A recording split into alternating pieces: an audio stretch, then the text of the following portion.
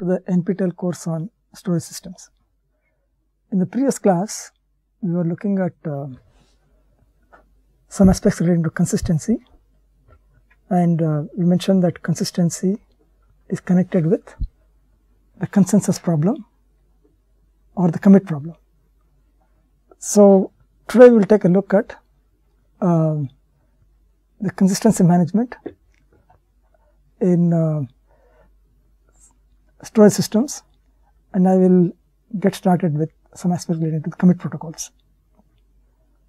So first of all, consistency management is critical both in single site storage systems as well as in multi-site storage systems. It's not just only the case that in multi-site storage systems I have to worry about it.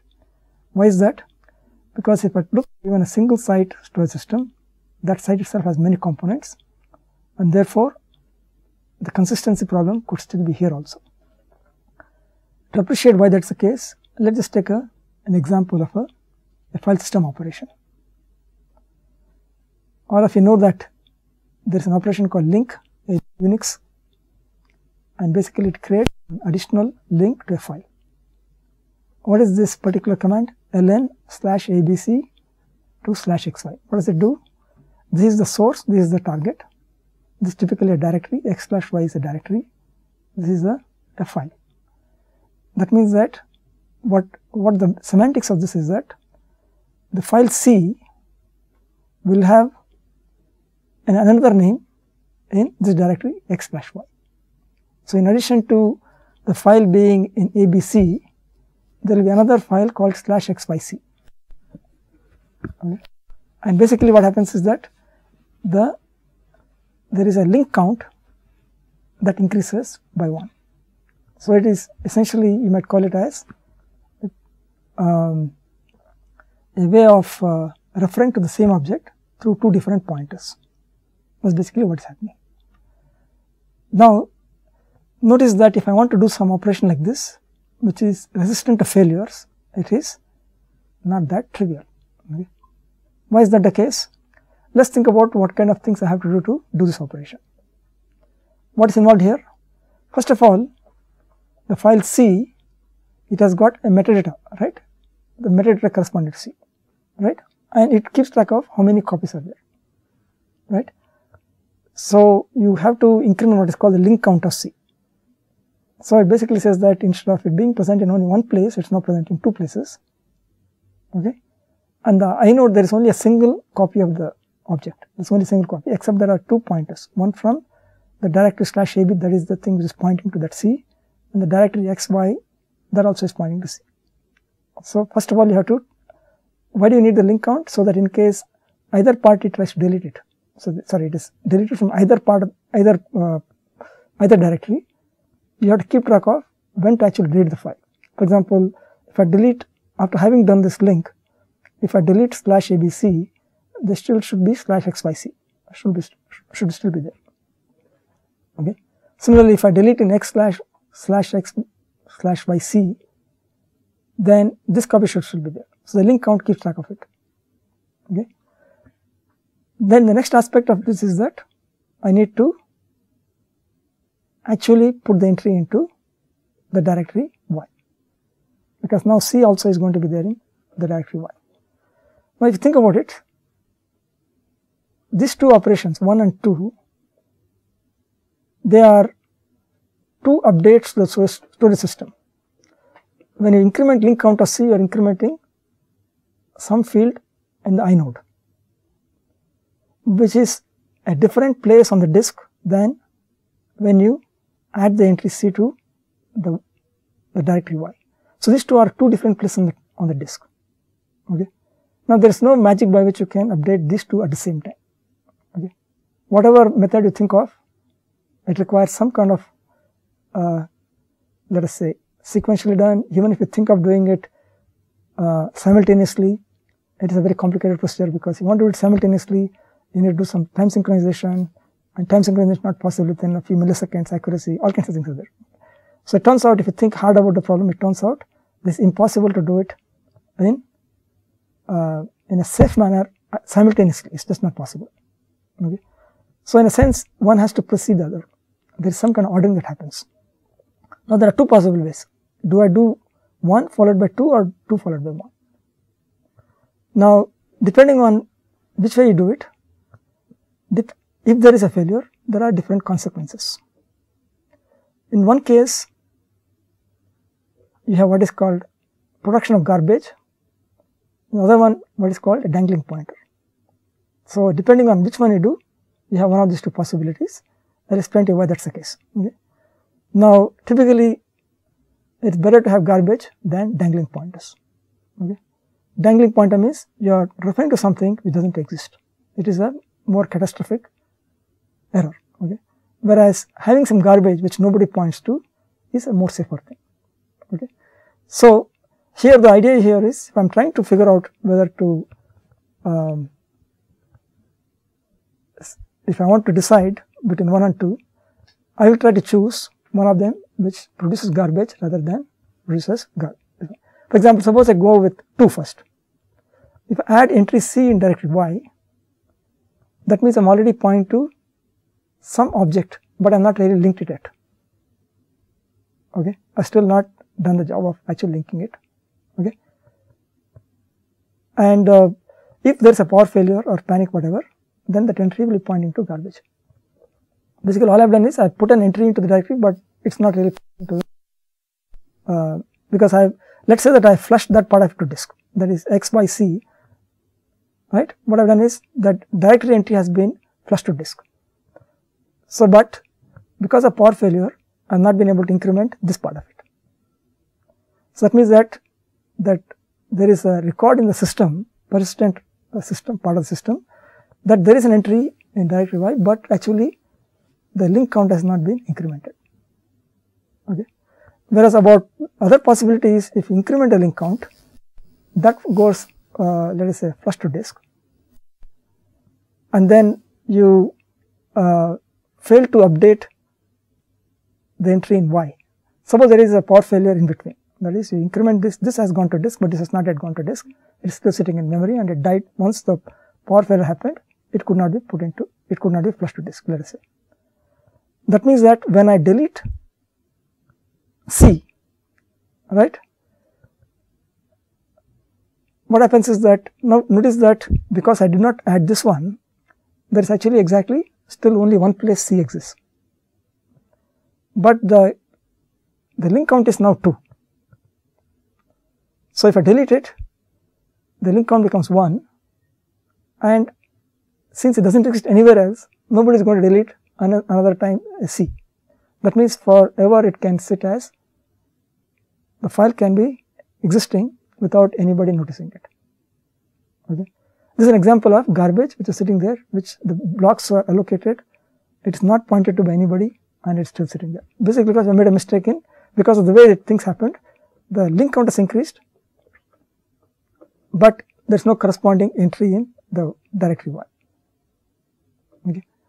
So in a sense there is garbage being produced, and this is a safer situation because whoever was the right consumer of C got it and then disappeared, and there is no new consumer of C again, and it just stays as some blocks that are not cannot be returned to the pool again. That's all that happens.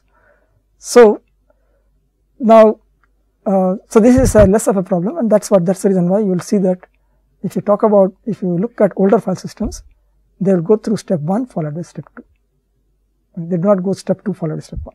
This is what is called ordered write. Basically ensure that whatever happens, you first make sure that this part of the update to the storage system, that is the metadata corresponding to the inode corresponding to C, that is flushed to disk first, then later this is done. Okay. So this is what is called ordered write. You order the writes in which the things have to go to disk. Okay. Now the other methods, what is called logging, journaling and transactions, which are also used. So basically I just want to motivate the issue that if you are looking for some consistency of the file system information itself, you may have to do some management here. Okay. And that is done by many of these methods: ordered write, logging, journaling and transactions. Okay. So logging is a slightly more elaborate method to do the same, basically you make a note about the kind of changes that you're going to make in persistent store before you actually make the changes. It's also called journaling. And there is also something called transactions, which is basically, it has been popularized in the database community as basically equivalent to what you mentioned called ACID. That is, when you do certain things, some multiple activities together as one single transaction, you want to make it show that it satisfies ACID property. For example, in this case, you can say that both these two things can be taken as one single transaction, and if ACID property is present, then both of them either happen or none of them happen. Okay, so that also is possible. Okay, in the case of logging and journaling, what you do is you essentially can log this step that I'm going to do this followed by this, and then as you do it, you keep on essentially saying I finished part 1, I finished part 2, etc. If later I discover that I say part 1 is finished but not part 2, then I know that I already said I was going to do this. I'm going to do what's called a redo operation. I know that 2 was not complete. I will go ahead and do 2. Okay, and this happens in the case of typically file systems also usually do this kind of model. And the reason why is that is, it turns out if you have a power failure or crash, for example, or a panic, the system has to reboot. At reboot time, the file system can do some corrective action. Okay. For example, there is something called FSCK, etc., that can be used as a way to get control over the system with respect to its consistency. Okay. So that's what some models basically you redo the thing. That is, you already have made a note of what has to be done. You know that some parts have been completed, but some things don't have a record in the log saying it has been completed. Therefore, when you get back and you get control over the system, you basically redo it. Okay. So in some situations you can do it, and typically file systems follows the redo model of logging. There are some other situations where it turns out you really can't afford to have any inconsistency. Okay. And typically this is the case with concurrent transactions which have some real world implications, like for example monetary aspects, okay, transactions, database kind of things. Okay. So here basically you have to prevent inconsistency. Therefore, you do certain things and then you might undo things because it didn't satisfy some consistency properties. Okay. You don't wait for system to reboot before you do it. You have to do it. If there is inconsistency, you have to immediately correct it. Okay. So transactions and commit protocols are in this category. Okay. So again, just to reemphasize what I said previously, there are different ways you can look at consistency. You can do it at the level of system level like file systems do, or you can do it at the application level, because application level has given you some information about what kind of things it expects to be invariant, and therefore databases or those kind of systems, they can actually do application level model of consistency. Okay. So I hope I motivated why this consistency management also is important in single site storage systems, basically because they are essentially multiple components, and so they are essentially similar to, in principle, to what happens in multi-site storage systems. So we look at the consistency management in a multi-site storage system. We will first start with some simple models, then we go to slightly more involved models. Okay. And so what we'll do is we will look at commit protocols first. As I mentioned earlier, commit protocols are used in those systems in which persistence is an important aspect. For example, file systems and databases, because when they fail, when some of the components fail, they usually have accumulated some state about what they were doing, and then when they recover, they have to use that information to somehow make the system again consistent. Okay. And we mentioned also that there are consensus kind of protocols where you don't really try to recover from if something has failed, you proceed. You basically proceed because there are some real time or other reasons why you cannot wait for some sites to come up, okay, as we discussed last time. So now we will talk about storage systems which each component has some component which each component has some persistent state that has been accumulated. Later we will discuss what is called group communication systems, which are used also in storage systems so that a consistent view of the system is maintained when you send messages and the messages can be received or lost. Okay. That one is closer to the consistency kind of model. We will look at that also. So now we will start with the commit protocols. There are many types of commit protocols. We will start with the two-phase commit protocol. There is also a three-phase commit, and there are also other kinds of commit protocols. For example, Paxos is another one. We will look at some of those ones later. Okay. So what is involved in a two-phase commit? You have what are called, you have transactions which are executed in a distributed fashion. That means that it is executed not only at the coordinator, we will call it CFI. CFI is the coordinator, and it is also executed at multiple other places. The idea is that if there is any, let us say, if the transaction is to be completed, it has to be completed and agreed to on by everybody else, or nobody should proceed with the transaction, any subcomponent of the transaction. Okay. So we will assume the transaction T is initiated at site Si, and the coordinator there is CFI. Okay. Now what happens is that the transaction coordinator sends information to all the other parties, saying that you have this small sub part to be done, and please do it. Once you are done, tell me when you are done. So that's what happens when all the other sites have completed their part of the work. They inform the coordinator saying that they finished that sub transaction that they were expected to do. Now once all the sites have informed the coordinator, we now start the two-phase protocol, okay? Two-phase commit protocol. Okay. So our idea now is that we asked each site to do some piece of this transaction. Okay. Either all of the effects of this should be persistently, let us say, taken into account, or none of them should be. Because if we are talking about an asset property, it should be atomic. Either all of them do it or none of them do it. Okay. And so basically this protocol is all about that part. Okay. So what is in the first phase? The coordinator has got all the information from all the sites saying that they have done their work that was assigned to them, but they have not committed it to stable storage. They are not committed it. They are basically kept, they finished the work, they kept it in volatile storage, and once the commit happens, then they will actually update it to stable storage. Okay. That is the basic idea. So what is the issue here? Basically, the coordinator now says prepare T. He is trying to tell everybody, now be prepared to commit. I've got all information from all of you. I want you to be ready for the commit part of the protocol. So I will ask you to prepare. And CI basically what it does is, it logs prepare T and flushes it to disk, again stable storage. And then it sends prepare T to all CFK. Notice the way it is ordering it. First it logs it, flushes to disk, then only sends a message. Again, it is not done in the reverse order. You don't send a message followed by this. Again, if you do that, you get into you will essentially get all inconsistent results. So basically, you have to prepare T, flush it to disk, make it stable, then you send a message. Okay. CFK on receiving the message, prepare message.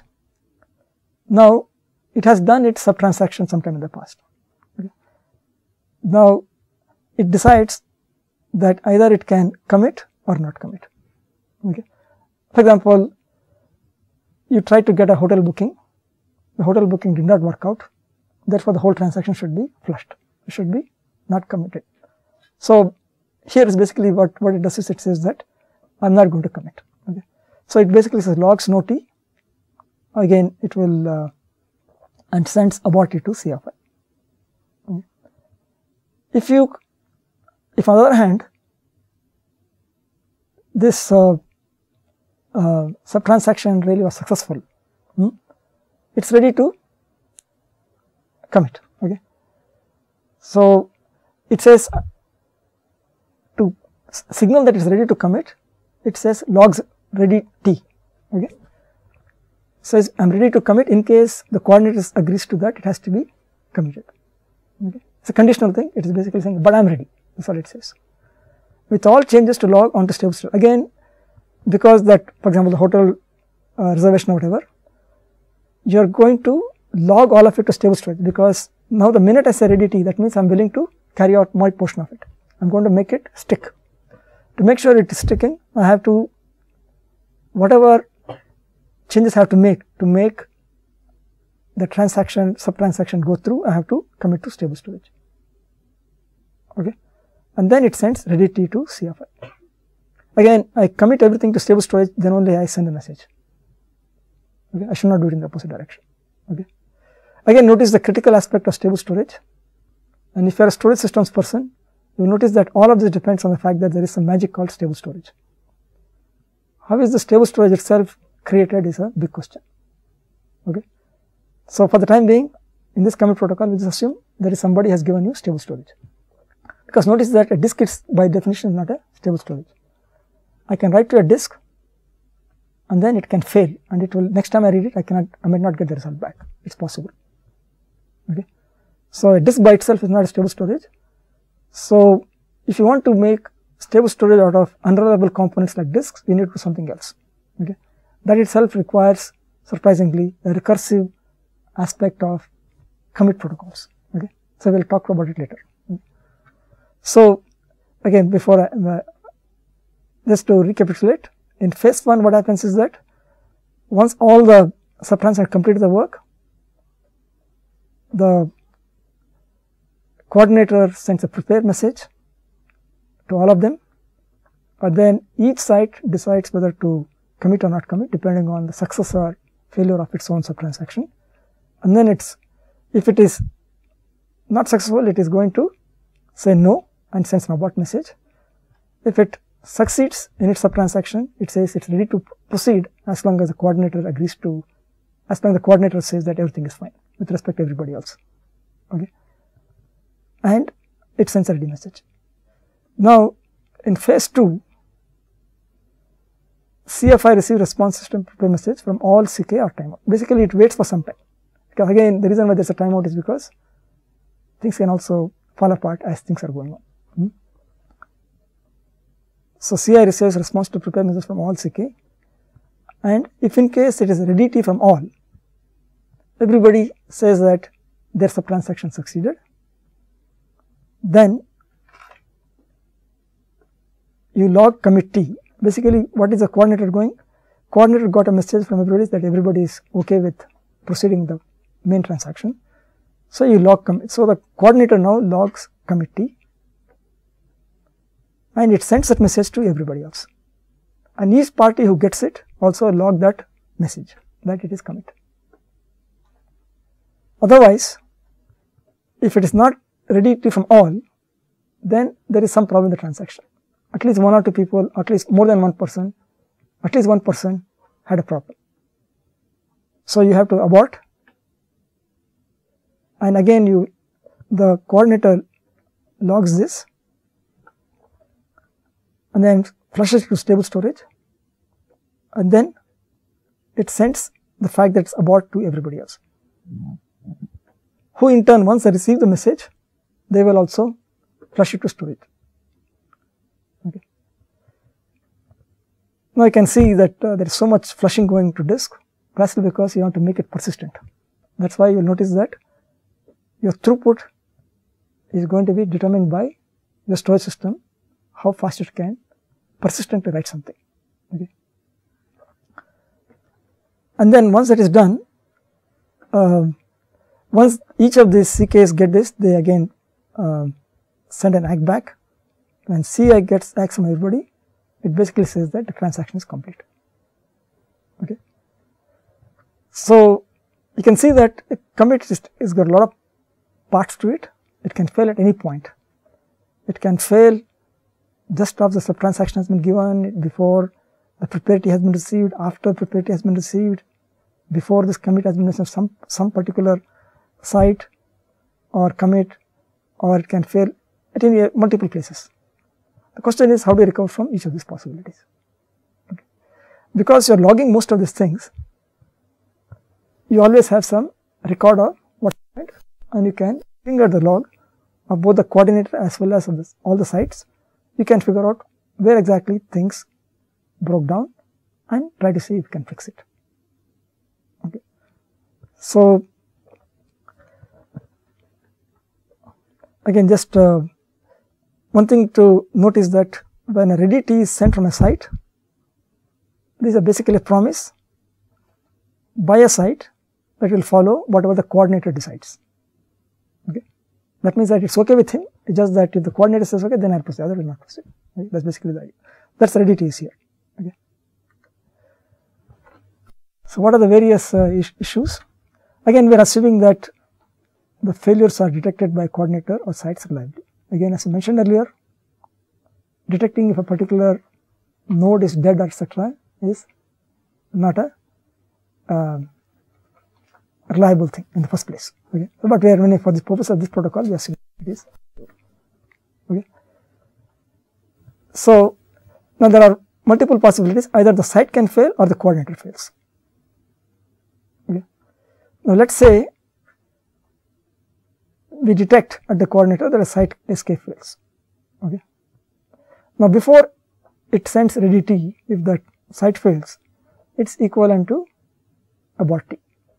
Basically, nothing has been done, he has not told me anything what happened. I have no idea what he has done, whether the hotel transaction, whether it succeeded or not. I assume that since the guy is not responding to me, I assume the whole transaction has to be dropped. That is what this is. If it is after, that means site SK, you will notice that it has got a ready T, okay, in its log. So, what it means is that it is it has done its sub transaction and it has is ready to commit as long as the coordinator says so. So, that means that it is possible for me to continue the two-phase commit protocol and basically wait for some response. So, we will figure out how that happens in this recovery procedure. Okay. So, that part of it is here. Okay. When I said after ready T, this part is here. So, we will come to that soon. Okay. So, at the site SK, what is the basic recovery procedure? Now, the simplest is if commit T is already present in the SK. If you have commit T is present, that means that it has already received a message from the coordinator to commit, and therefore, it can all you have to do is to redo the transaction. Okay, because it was waiting for the commit and but it failed before it actually completed the transaction. Okay, because notice that there is a ACK here, right? CR is ACK small. Okay, that's the thing is this was not received and it died before that. That's why we are talking about the situation. Okay, so the commit is present. Therefore, we just have to make sure that total transaction went through. Okay, that's what we are doing here. Okay. If on the other hand, abort is present, that means that total transaction didn't go through at all. Therefore, you just have to undo whatever you had something in your, if you had made some temporary, let us say, markings about your total transaction, you basically undo all those things. Okay. If in case they were actually sitting in persistent memory. Okay. For example, temporary files and whatnot. Okay. You oftentimes when you do some things, you put stuff, those kind of things, you just get rid of all those things. If it's ready T, the case I'm talking about here, okay, what we're talking about here, okay. If it's ready T, what happens? The thing is, I was ready to do it, but I don't know what really happened. So I have to go back to the coordinator to find out really what happened. If CI up, okay, it's easy. You find out what the coordinator says. If the coordinator says that please go ahead and complete it or just drop it, okay, you do it appropriately. If unfortunately at the time when this site SK comes up, CI is also down, okay, you have to check with other nodes to see what really happened. So, you keep checking till somebody or CI himself comes up saying what the situation is. Okay.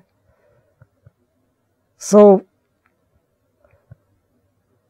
there is a issue of waiting for somebody coming up, and that's why there is some aspect of blocking that is going on. We will come to that again when we talk about this coordinated failure. Okay. So So you have to keep waiting till the situation becomes clear exactly whether somebody has already committed it, or so that you can make consistent.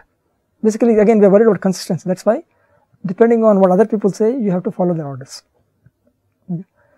If in case there is nothing at all, then it's equivalent to not having to worry about doing anything. You just undo whatever temporary things that are done in your site, okay, in case they happen to again persistent. Okay. That's what this is. So we took care of the situation with respect to a site failing. What about if a coordinator fails? Okay. If a coordinator fails, you check if any CK has committee. If any CK, any site has got committee, that means that the coordinator already has instructed that the transaction is going to go through. Therefore, it makes sense to committee everywhere. Okay. If in case there is not a single guy who has got committee, then it makes sense to abort it, because that means that the coordinator actually had not made up his mind what exactly had to be done, and aborting is a safe procedure. Okay. So basically, if any CK has abort, you just abort it, because, and if there is not a single CK which has ready T, then also aborting makes sense. Okay. Now, the only issue which is a problem is if all the other guys have ready T, okay, but the problem is that we don't know what was CA thinking, okay, because CA also would have been doing some part of the transaction. It may have decided to abort itself, or it might have decided to commit if everybody else agrees. So, because of that situation, you really have to block till CI recovers. Okay. So, this is basically the blocking situation that people talk about when they say two-phase commit protocol is blocking. The reason is that everybody else is ready to commit, but the party who actually is trying to make the transaction commit as a whole, that party's state itself is not known. Because that state is not known, you have to wait till CFI recovers. If that recovers, then you can proceed, otherwise you can't proceed. So, normally it is generally believed that these situations are a bit rare. That's why most systems still use two-phase commit. If this is often, then it's a very bad situation. For example, suppose there is some kind of database system, it has got multiple sites, and the coordinator fails, and the system cannot come up for 2 days at a time, for example, or 1 day. Then it turns out that not only this transaction, other transactions which are connected with also maybe have to hang till that particular site comes up. So, this is considered a problematic thing in those kinds of situations, but often it's not that bad. Therefore, most people often use two-phase commit. When it comes to network failures, you can map some of the failures to site or coordination failure. For example, if coordinator and some sites in one partition, we can say that other sites are essentially down.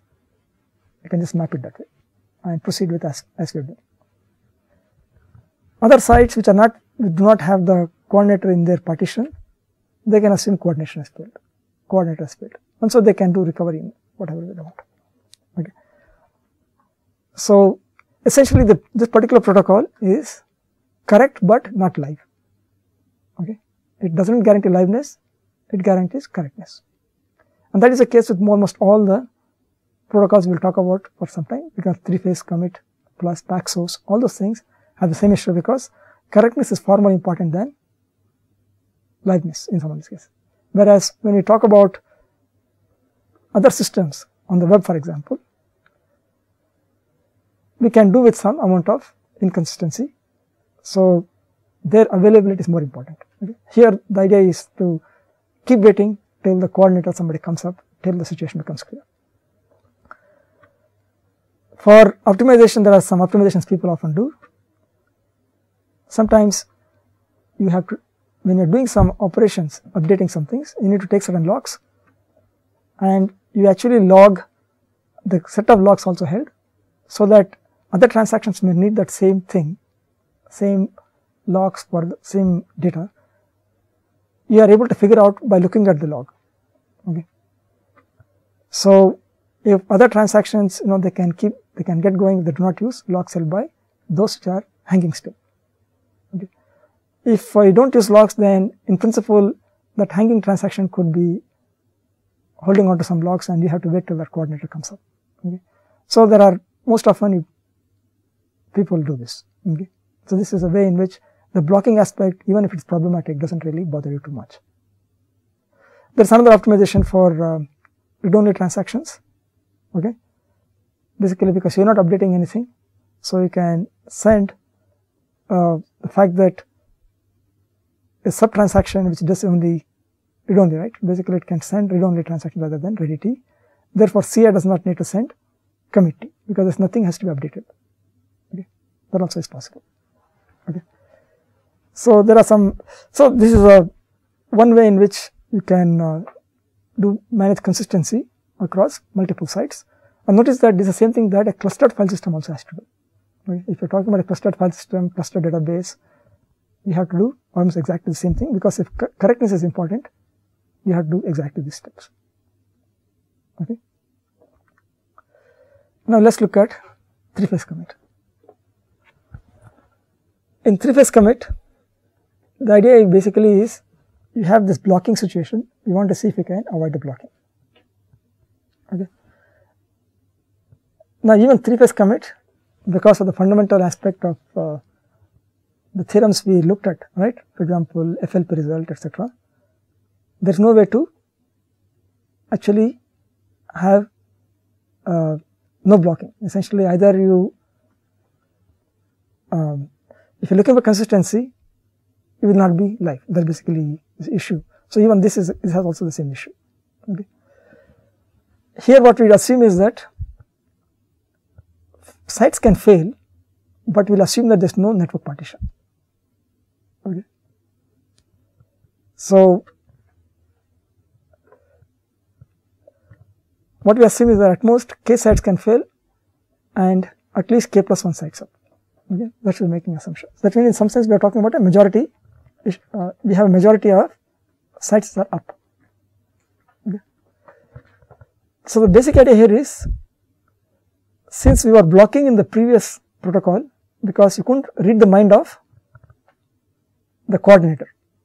Okay. The coordinator did something, but did not divulge what he was planning to do to others, right? And therefore, everybody got stuck. Idea here is it possible that if T also, the coordinator, sends information about its particular aspect to other parties, then they can actually do something interesting. That is called a pre-commit phase. So we'll see how it does it. Again, we assume failures are detected by coordinators or sites reliably.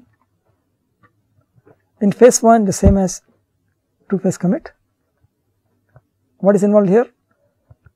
Basically requesting each site to respond, and each site responds by saying whether they're ready or they're going to abort. Okay. Okay. So CI receives responses to prepare message from all CK or timeout. Any site abort T or no response from site until timeout, we abort it. We send abort to everybody. Ready T from every site. Now this is a time when the coordinator sends a pre-commit to log and to each site to its log. Basically, in a sense, you are communicating to everybody saying that everything seems clear, I'm going to commit. Okay. So everybody knows about the fact that what coordinator's intentions are. Okay.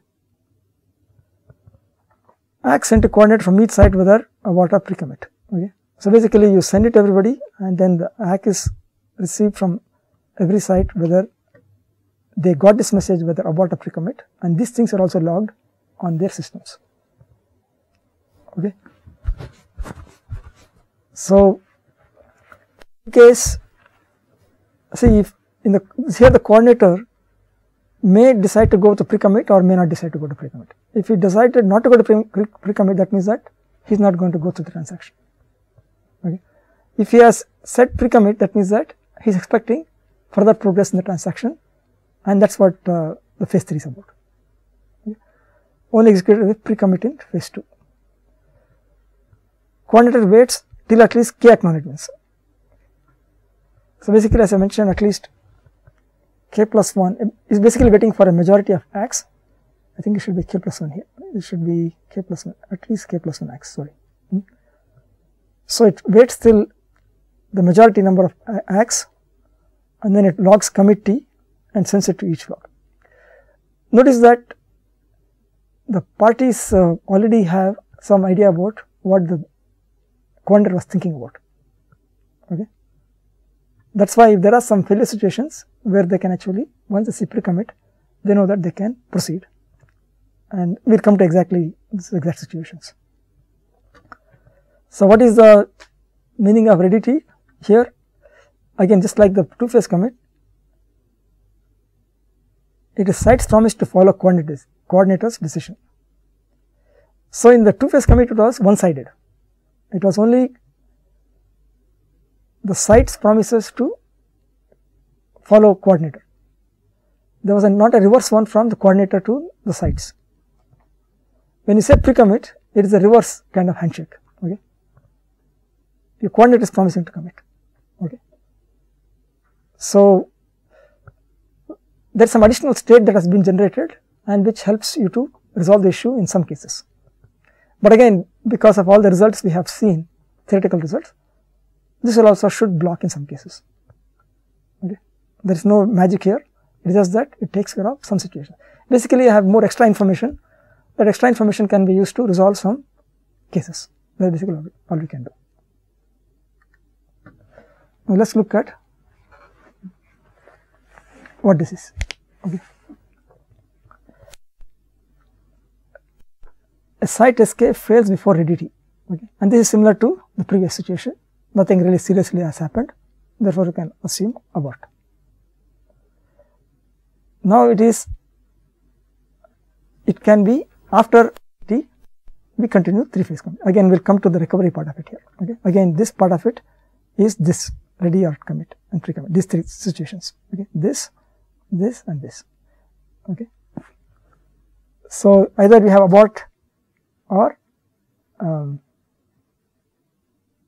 so if it is abort, is basically you have to kill the transaction. If either one of these things, we have to figure out how to handle it. Okay. So what happens in this? It's very clear. If Sk has commit T, that means that there must have been a message from the coordinator saying commit. Therefore, it is quite safe to do redo T. If it is abort, as you mentioned before, you basically undo. If it is ready T, okay, and there is no abort or pre-commit.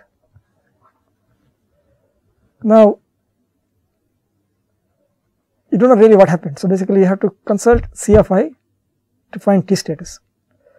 If Ci is up, it is easy. If Ci says abort T, then undo T. Okay.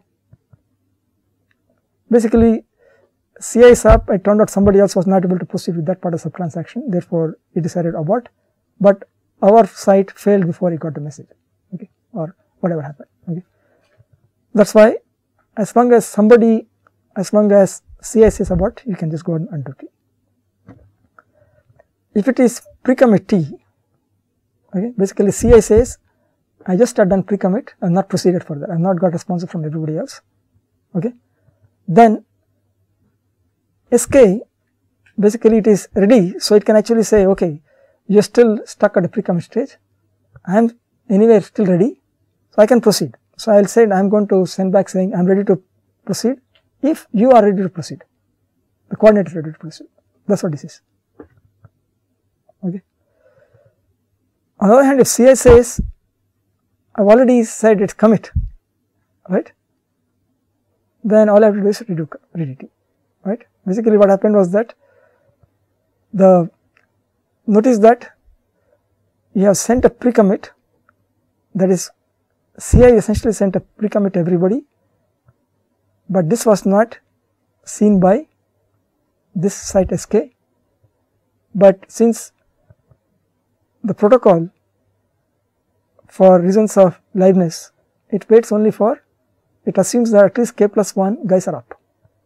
So because of this, our site, this say, did not get those messages, but other guys got it, and then the site, the coordinator has actually gone ahead and committed it, not waiting for this guy to come up, SK. Okay. So that's why you can do redo of T, because it has been committed by the coordinator, and coordinator is saying so.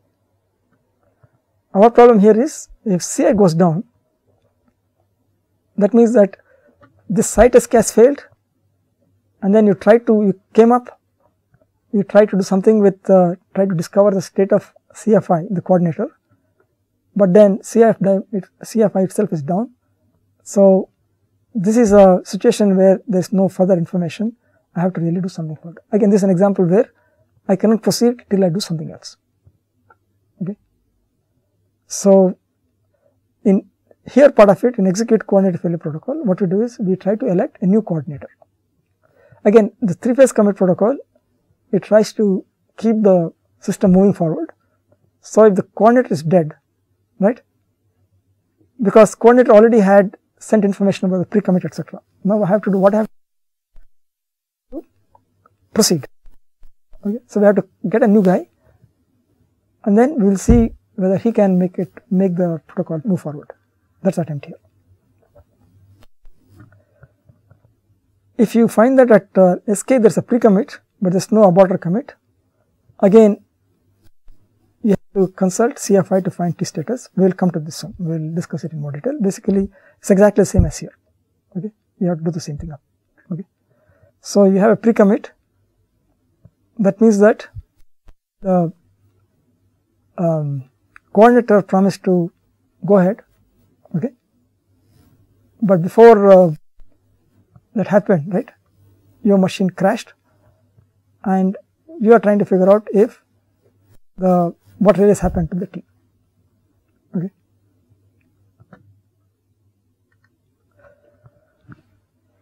So this coordinator failure protocol is triggered when a site does not get response from coordinator.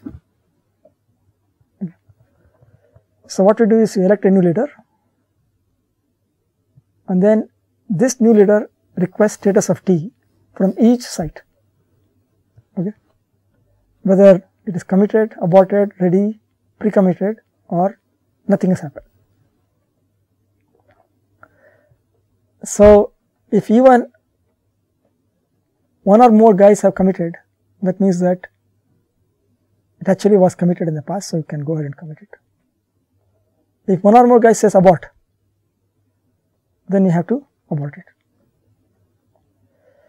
If there are no aborts, or at least one pre-commit, this is a case where it's an interesting case. If 0 abort, but at least one pre-commit. Okay. Now CNew has to resume protocol by sending new pre-commit. Now you really can't go ahead and say commit, okay, because you have to see what CNew itself has. You really can't do commit right away, because if that happens, then you essentially get to the same situation as 2-phase commit. Okay. So what happens is that you know that the previous coordinator was planning to move forward in terms of transaction. That's what that 1 plus pre-commit says. But before it could be done, there was a failure and the coordinator failed, right? Therefore, the right thing to do is to try to move forward, and the way you move forward is by sending a pre-commit just as the previous coordinator did when he had decided almost to proceed, right?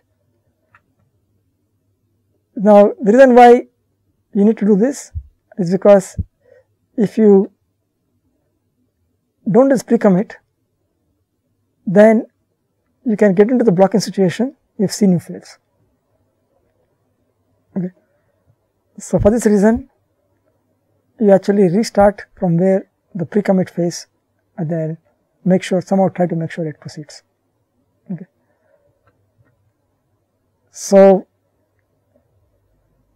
this essentially gives you a way of making forward progress. is not exactly the same as the previous situation, but what happens is that we have to do this electing a new leader. Every new leader goes through the same phase, and this can keep on continuing. Okay. So because it can keep on continuing, essentially there are no guarantees about liveness here also. Okay.